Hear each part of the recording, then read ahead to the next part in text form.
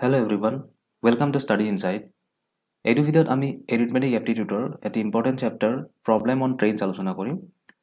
আৰু ট্ৰেইনছৰ ওপৰত যিখিনি ইম্পৰ্টেণ্ট নিউমাৰিকেল আজিকালি আমি অসমৰ যিকোনো পৰীক্ষাতে আমি দেখা পাওঁ সোধা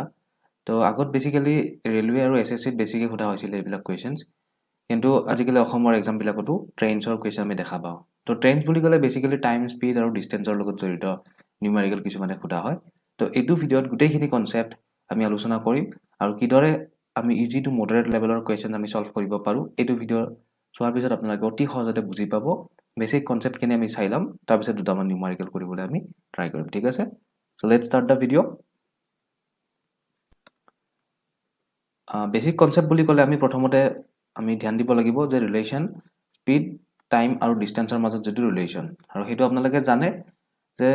যিকোনো এটা ঠাইৰ পৰা আন এটা ঠাইলৈ যদি ট্ৰেভেল কৰা হয় ধৰক এৰ পৰা বিলৈকে ট্ৰেভেল কৰা হৈছে যদি ইহঁতৰ মাজত ডিষ্টেঞ্চটো যদি ডি হয় আৰু টাইমটো যদি টি হয় তেতিয়াহ'লে ইহঁতৰ মাজত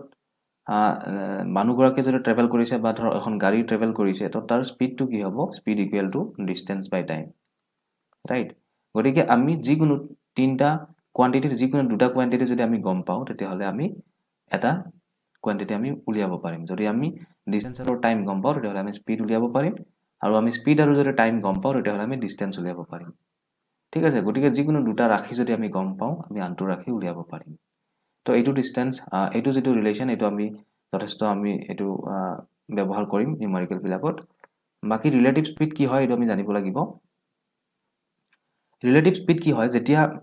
দুটা অবজেক্ট একেলগে ট্ৰেভেল কৰি থাকে উদাহৰণস্বৰূপে ধৰক দুখন ট্ৰেইন ট্ৰেভেল কৰি আছে এখন ট্ৰেইন ধৰক এইটো ছাইডত গৈ আছে এখন ট্ৰেইন এইটো ছাইডত গৈ আছে তো ইহঁতৰ মাজত যিটো স্পীড ধৰক এটাৰ স্পীড হৈছে ইউ কিলোমিটাৰ পাৰ আৱাৰ ঠিক আছে ইউ কিলোমিটাৰ পাৰ আৱাৰ আৰু এইখনৰ হৈছে ভি কিলোমিটাৰ পাৰ আৱাৰ তো সদায় মনত ৰাখিব যদি ট্ৰেইন এখনে যদি অপজিট ডিৰেকশ্যনত দুখন ট্ৰেইনে যদি অপজিট ডিৰেকশ্যনত ট্ৰেভেল কৰে তেতিয়াহ'লে ইহঁতৰ মাজত যিটো ৰিলেটিভ স্পীড হ'ব speed R that is relative speed সেইটো সদায় প্লাছ হৈ যাব U plus V kilometre per hour ঠিক আছে তো মনত ৰাখিব অপজিট ডিৰেকশ্যনত হ'লে প্লাছ হয় দুটা স্পীড প্লাছ হ'ব আৰু ডেফিনেটলি প্লাছ হ'ব আপোনালোকে গম পাইছে যিহেতু এটা ছাইডত এস্কেপ হৈ আছে আৰু আন এটা ট্ৰেইনে আন এটা ছাইডত এস্কেপ হৈ আছে গতিকে দুটাৰে যিহেতু স্পীড আছে তো সিহঁতৰ যিটো টাইম অফ কণ্টেক্ট সেইটো কম হ'ব আৰু টাইম অফ এস্কেপশ্যন মানে সিহঁতৰ যিটো এখনে আনখনৰ পৰা আঁতৰি যিটো যাব সেইটো বহুত বেছি সোনকালে যাব তো ইন ডেট চেঞ্চ আমি ক'ব পাৰোঁ স্পীডটো সিহঁতৰ ইনক্ৰিজ হ'ব নহয় জানো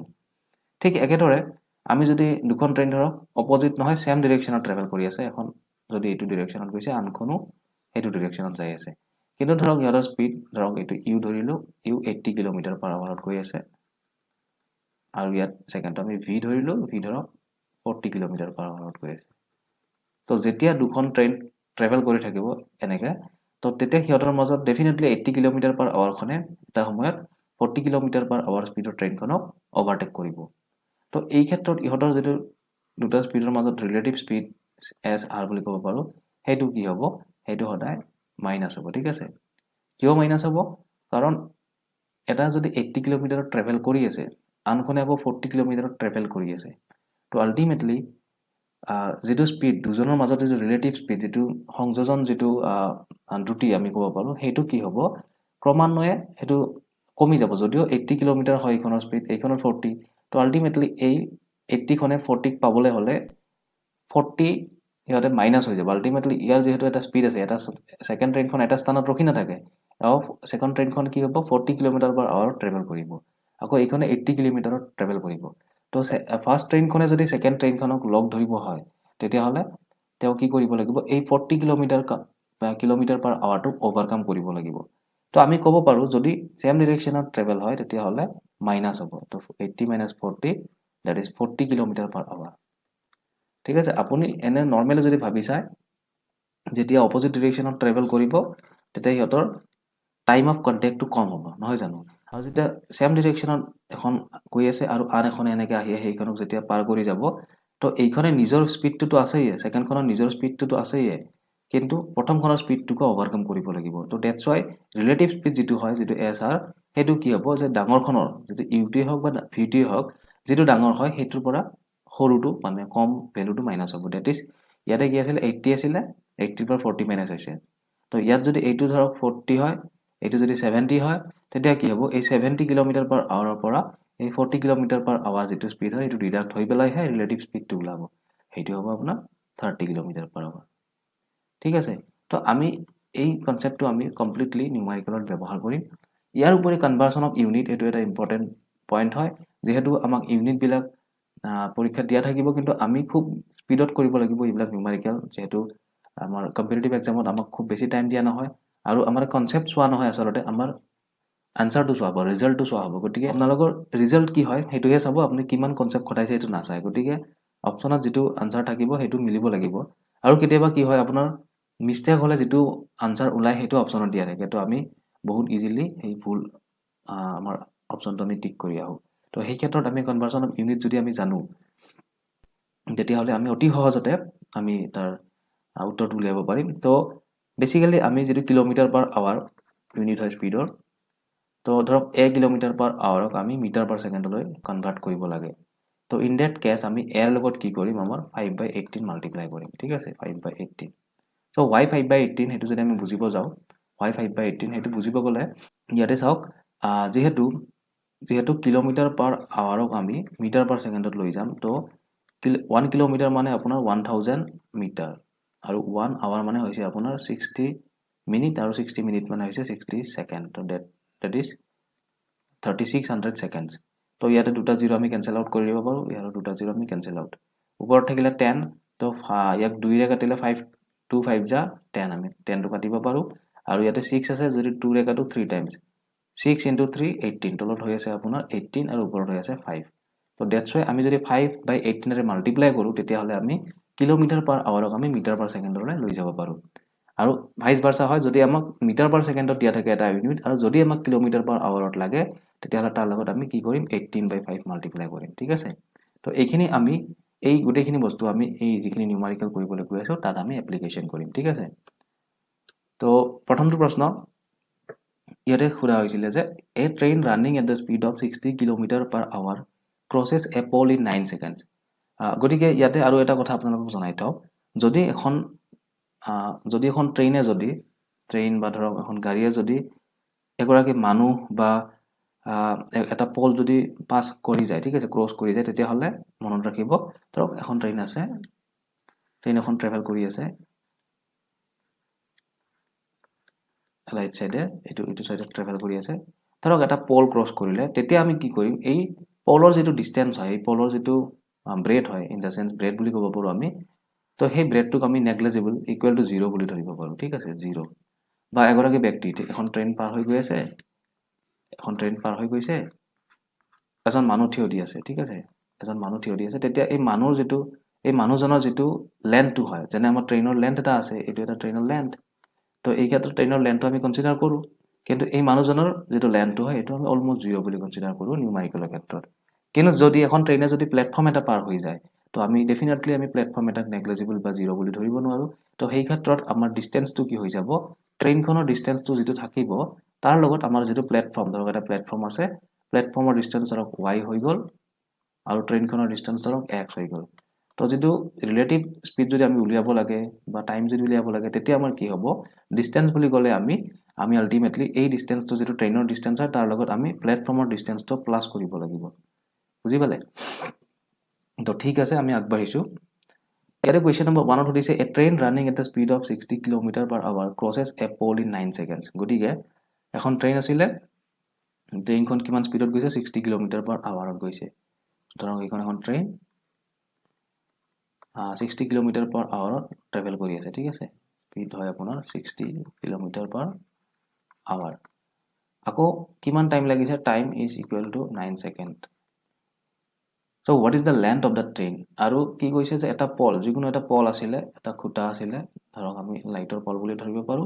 এই পলটো 9 সেকেন্ডত ক্ৰস কৰিছে তো এতিয়া আমাক কি সুধিছে যে what is the length of the train ট্ৰেইনৰ লেন্থ লাগে বা আমি d বুলি ক'ব পাৰো ডিসটেন্স বুলি ক'ব পাৰো ঠিক আছে তো এই ক্ষেত্ৰত আমি যদি এই সামটো সলিউশন কৰো তেতিয়া হলে কি হ'ব আমি এটা কথা জানো যে speed equal to distance by time so here what is given to us the time and the speed is given to us so what we record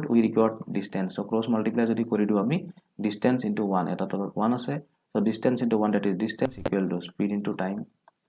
So speed is given to us. Speed kiman hoy 60 km per hour. 60 km per hour into time ki hoy 9 second. So ইয়াতে চাওক বহুতে এটো direct multiply কৰি আনসাৰটো লিখি আহিব নহয় এটো আৱাৰত আছে এটো সেকেন্ডত আছে so here we have to convert it 60 so 5/18 multiply কৰিব লাগিব into তো ultimately আমি মিটাৰ পাৰ সেকেন্ড পাই গলো into 9 সেকেন্ড সো এই সেকেন্ডটো ওপৰত আছে এই সেকেন্ডটো তলত আছে ক্যান্সেল হৈ গল সো 9 এৰে ক্যান্সেল হ'ব 9 2 যা 18 2 ৰে ক্যান্সেল হ'ব 2 30 যা 60 সো 3 5 গুণ 15 তো 3 5 যা 15 এটা 0 আহিব মিটাৰ তো এইটো आंसर হ'ব 150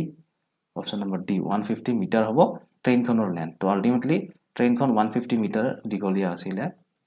যিখনে গুটে পলটো পাৰ হৈ যাওতে আপোনাৰ 9 সেকেন্ড সময় লয় আৰু 60 স্পিড যদি থাকে 60 কিলোমিটাৰ পাৰ আৱাৰ স্পিডত যদি থাকে ঠিক আছে তো এইটো বহুত বেছি ইজি আছিল এনেকুৱা সাম বহুত পৰীক্ষাত আহে বহুতে কৰি আহে হয়তো বহুতে আজি প্ৰথম দেখিছে কিন্তু ম্যাক্সিমাম এনেকুৱা সাম কৰিব পাৰে ইয়াৰে সেকেন্ডত চাওক ইয়াক ডাবল মুভমেন্ট হৈছে মানুহগৰাকীও মুভমেন্ট কৰিব আৰু ট্ৰেইনখনো মুভমেন্ট কৰিব কোৱেশ্চন নম্বৰ 2 মই পঢ়ি দিছো A train 125 meter long passes a man running at 5 km per hour in the same direction in which the train is going in 10 seconds. So the speed of the train is. Second question to কি কোৱা হৈছে যে ইয়াত এখন train গৈ আছিল কিবা particular এটা স্পিডত এই স্পিডটো আননোন হয় তো এখন ট্ৰেইন এইটো ডিৰেকশ্যনত গৈ আছে সেই সেম ডিৰেকশ্যনতে এগৰাকী মানুহে দৌৰি আছে ঠিক আছে এইটো ডিৰেকশ্যনত দৌৰি আছে তেখেতে আৰু তেখেতৰ স্পিড হৈছে 5 কিলোমিটাৰ পাৰ আৱাৰ ঠিক আছে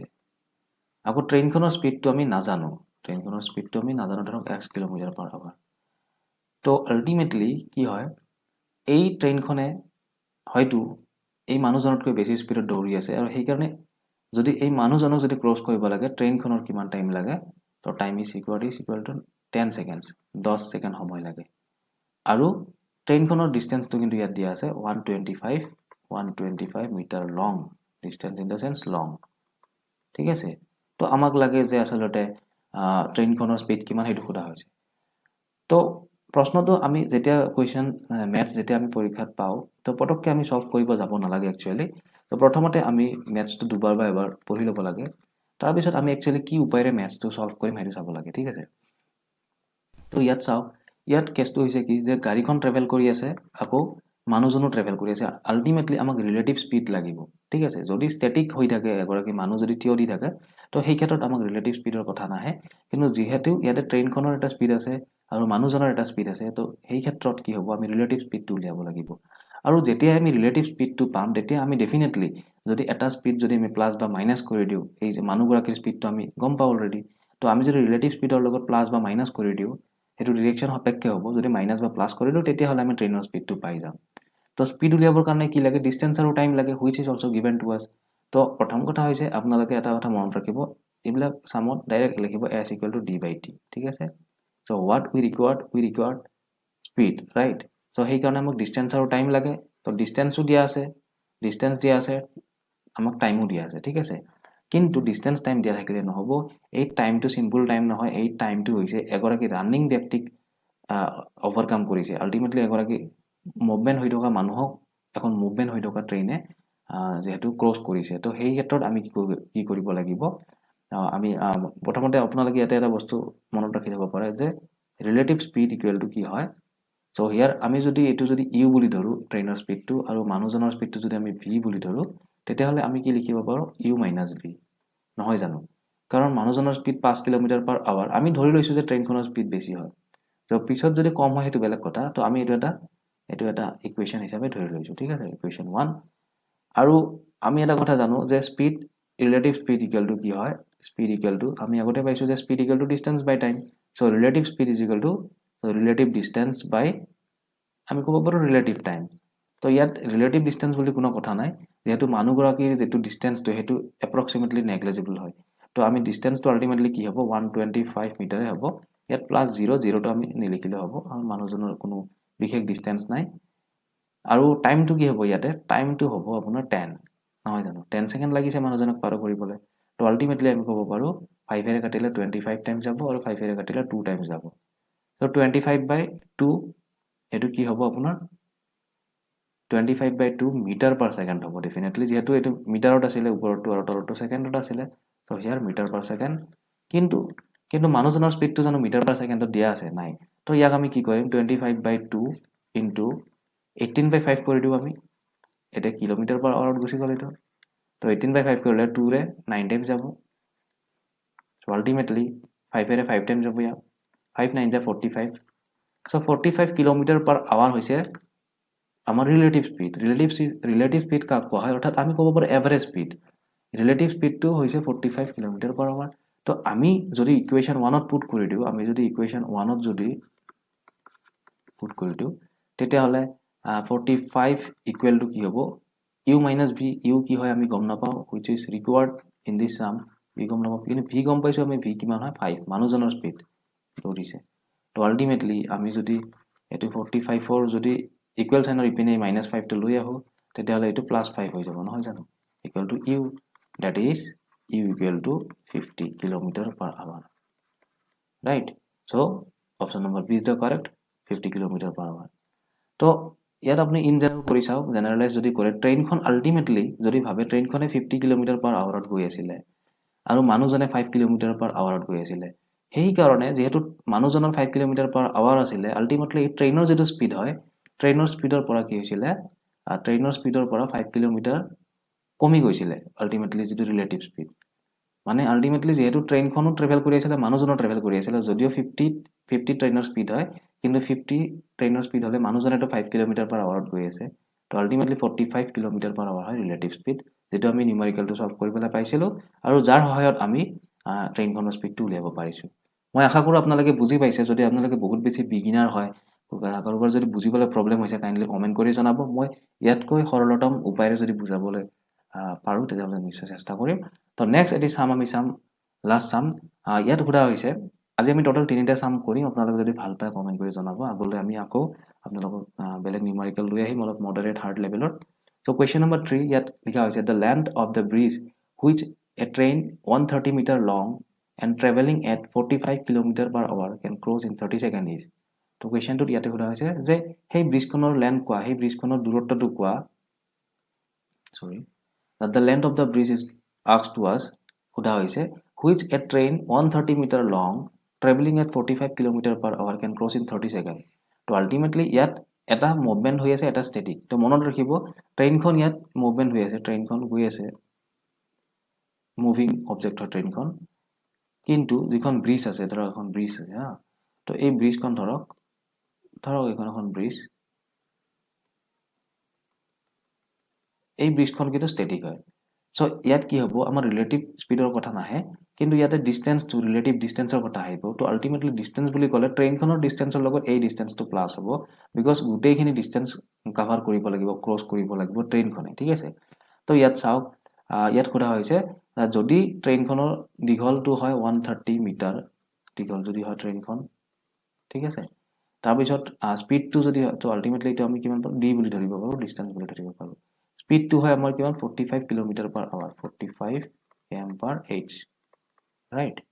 তো ইয়াতে আৰু টাইমো দিয়া হৈছে টাইম 30 ছেকেণ্ডত পাৰ হৈ যায় 30 ছেকেণ্ডত ব্ৰিজখন পাৰ হৈ যায় তো আমাক সোধা হৈছে যে এই ব্ৰিজখনৰ ডিষ্টেঞ্চটো কিমান এই ব্ৰিজখনৰ ডিষ্টেঞ্চটো আচলতে কিমান হয় সেইটো আমাক সোধা হৈছে তো আপোনালোকে মই বোধ কৰোঁ বুজি পালে কুৱেশ্যনটোত কি সোধা হৈছে চ' ইয়াত আমি কি উপায় আছে উপায়টো হৈছে সদায় এনেকুৱা চাম গ'লে ফাৰ্ষ্ট লিখি ল'ব যে s ইকুৱেল টু d/t আমি একো নাজানো আমি জানো speed equal to distance by time so' ইয়াত কি হৈছে ইয়াত চাওক স্পীড বুলি কোৱাৰ লগে লগে আল্টিমেটলি যিটো স্পীডত গৈছে ট্ৰেইনখনে সেইটো স্পীডেই হ'ব কাৰণ ইয়াতে ৰিলেটিভ স্পীডৰ কথা নাহে তো 45 কিলোমিটাৰ পাৰ আৱাৰ ত' মই নিউমাৰিকেলবিলাকত সদায় ইউনিট লিখোঁ বহুতে নিলিখে বহুতে কম্পিটিটিভ এক্সাম বুলি ক'লে বহুত শ্বৰ্টকাট কৰিব বিচাৰে কিন্তু somewhere it is very much essential or much helpful আপুনি ক'ব পাৰে কাৰণ যদি ইউনিটটো লিখে তেতিয়াহ'লে আপোনাৰ চান্সেছ অফ ৰং বা মিষ্টেক বহুত বেছি কম হয় তো ইয়াত চাওক এছ আমি গম পাওঁ 45 kilometre per hour equal to D কিমান হ'ব তো বহুতে ইয়াতে ডি লিখিব 130 মিটাৰ তো ডেফিনেটলি হয় কিন্তু ইয়াত কিন্তু এই ডিটো আহি যাব আল্টিমেটলি যেহেতু গোটেই ডিষ্টেঞ্চটো ট্ৰেইনৰ ডিষ্টেঞ্চ প্লাছ এই ডিষ্টেঞ্চৰ কথা আছে কাৰণ যেতিয়া ব্ৰিজখনত আহিব ট্ৰেইনখনে ধৰক ইমান দীঘল ট্ৰেইনখন আহি ইয়াত লগ পাইছে ধৰক লাগিছে ঠিক আছে এইখন ব্ৰিজ ব্ৰিজখন লগ পাইছে এই ব্ৰিজখন লগ পোৱাৰ পৰা গোটেই ট্ৰেইনখন ট্ৰেভেল কৰি গৈ ওলাই যোৱাৰ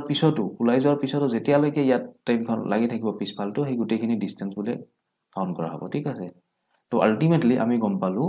যে ডিষ্টেঞ্চটো 130 মিটাৰৰ লগত এই ডিটো প্লাছ হ'ব ঠিক আছে ডি কাৰণ এই ডিটো আননন টু আছ আমাক সোধা হৈছে ডিটো হয় না নহয় তো ইয়াত কি হ'ব 130 প্লাছ ডি ঠিক আছে তো তলত টিটো চাওক ইয়াতে টি হ'ব আপোনাৰ 30 যিহেতু ইয়াতে অভাৰঅল টাইমটো ব্ৰিজখনক পাছ কৰিবলৈ 30 ছেকেণ্ড লাগিছে তো টিত কোনো ইয়াত চেঞ্জ নহয় তো গতিকে ইয়াতে চাওক ওপৰত আমি 130 মিটাৰ আছিলে কিন্তু ইয়াত কিলোমিটাৰ পাৰ আৱাৰ আছে তো আমি এইটোক চেঞ্জ কৰিব লাগিব 45 ইনটু কি হ'ব 5/18 তো আল্টিমেটলি আমি মিটাৰ পাৰ ছেকেণ্ডত পাই গ'লোঁ ইকুৱেল টু ওপৰত হ'ব 180 প্লাছ ডি বাই 30 চ' আমি কাটিব পাৰোঁ ইয়াত আমি ক্ৰছ মাল্টিপ্লাই কৰিব পাৰোঁ ক্ৰছ মাল্টিপ্লাই কৰিলে কি হ'ব 45 ইনটু 5/18 ইয়াতে মিটাৰ পাৰ ছেকেণ্ডটো আমি ৰাখি থৈ দিলোঁ ইনটু আমি 30টো ডাইৰেক্ট মাল্টিপ্লাই কৰি দিলোঁ ইয়াতে থাকক 30 ছেকেণ্ড ইয়াতে ছেকেণ্ড লিখিব পাৰোঁ ইয়াতে মিটাৰ লিখিব পাৰোঁ আমি ইকুৱেল টু কি হ'ব 180 মিটাৰ প্লাছ ডি নহয় জানো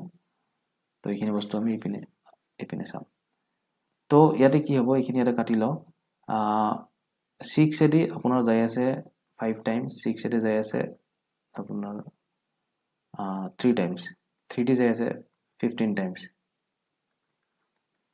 তো আল্টিমেটলি হৈ আছে ইয়াত কিমান আপোনাৰ 5 যা 50 5 যা 25 আৰু 15 কিমান হ'ব 375 আই গেছ 375 ঠিক আছে 375 equal to 180 plus d so এই 375 টো কি হ'ব এই সেকেন্ডটো আৰু সেকেন্ডটো ক্যান্সেল হ'ব তো আল্টিমেটলি মিটাৰ থাকি যাব এই 375 টো কিন্তু মিটাৰ হয় ঠিক আছে আৰু এই 180 টো মিটাৰ আছিল তো আল্টিমেটলি আমি কি গম পালো যে 375 ইকুৱেল সাইনৰ যদি ইপিনে লৈ আহো 180 টো মাইনাস হৈ সৰি 180 নহয় নেকি এটো 130 আছিল ক্ষমা কৰিব ইয়াতে 130 হ'ব এটো 130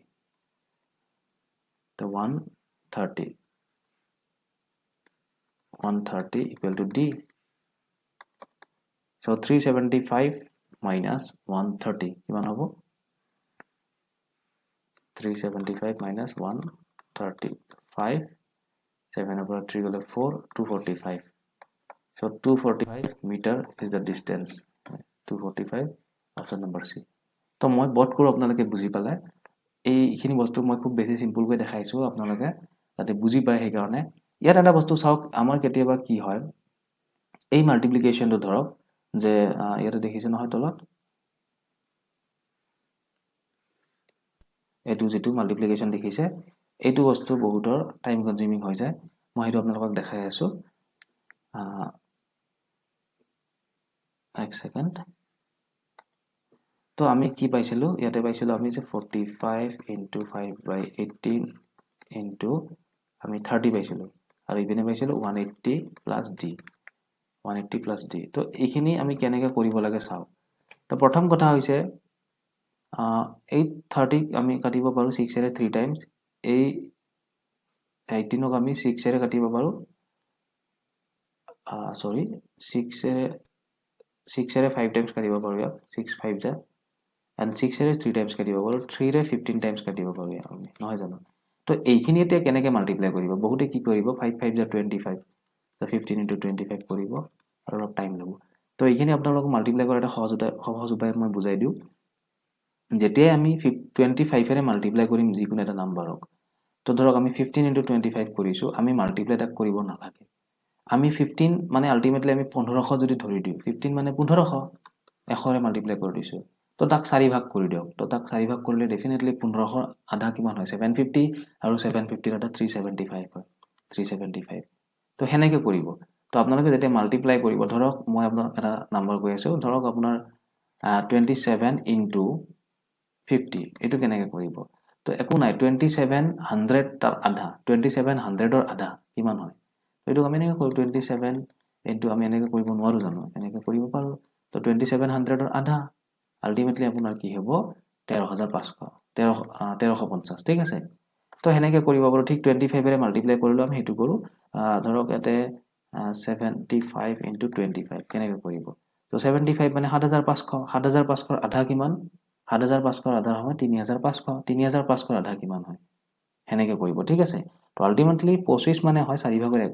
কোৱাৰ্টাৰ ঠিক আছে তো আমি যদি ৭৫০০ কৰি পেলাই তাক 4ৰে ডিভাইড কৰি দিওঁ তো 4ৰেটো আমি মুখেৰে ডিভাইড কৰিব পাৰোঁ তো সেনেকৈ আমি কম্পিটিটিভ এক্সামত আমি কিন্তু এই প্ৰচেছটো যদি আমি অৱলম্বন নকৰোঁ আমাৰ যথেষ্ট টাইম যাব ঠিক আছে আৰু ক্ৰছ মাল্টিপ্লাইবিলাক অলপ চাব আৰু এক্সামত সদায় সেইকাৰণে মাল্টিপ্লাই যোৱা বা ডিভাইড যোৱা নাম্বাৰছে দিয়া থাকে তো তাক আমি জানিব লাগিব কোনটো জেগাত কোনটো প্ৰয়োগ কৰিলে বেছি ফলপ্ৰসূ হ'ব সেইটো আমি জানিব লাগে তো সেনেকৈ যদি আমি নিউমাৰিকেলবিলাক কৰোঁ আমাৰ টাইম যথেষ্ট কম যাব তো আশা কৰোঁ আপোনালোকে বুজি পালে এই তিনিটা কুৱেশ্যনে আমি বেছিকৈ লৈছিলোঁ যিহেতু এইটো কনচেপচুৱেল ক্লাছ এটি আছিলে নেক্সট আমি অলপ হাই লেভেলৰ নিউমাৰিকেল কিছুমান ল'ম আপোনালোকৰ পৰা যদি আমি সঠিক কমেণ্ট পাওঁ যদি ৰিকুৱেষ্ট পাওঁ আমি ডেফিনেটলি এই ট্ৰেইনছৰ ওপৰত আমি আৰু 2-3টা ভিডিঅ' লৈ আহিম আৰু গোটেইখিনি কনচেপ্ট আমি ক্লিয়াৰ কৰিবলৈ চেষ্টা কৰিম থেংক ইউ ফৰ ৱাচিং